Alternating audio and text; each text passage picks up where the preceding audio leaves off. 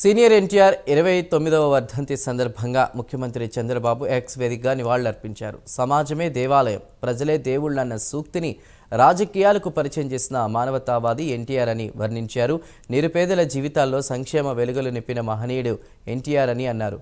బడుగు బలహీన వర్గాల వారికి రాజ్యాధికారంలో భాగస్వామ్యం కల్పించిన సమతావాది అని అన్నారు. ఎన్టీఆర్ వర్ధంతి సందర్భంగా ఆ మహానాయకుని స్మృతికి నివాళులర్పించామన్నారు. ఇక ఎన్టీఆర్ ఆశయ సాధనలో అనుక్షణం పనిచేస్తామన్నారు. ఆ యుగ పురుషుని వర్ధంతి సందర్భంగా నివాళులర్పిస్తున్నామని ముఖ్యమంత్రి చంద్రబాబు ఎక్స్లో పోస్ట్ చేశారు.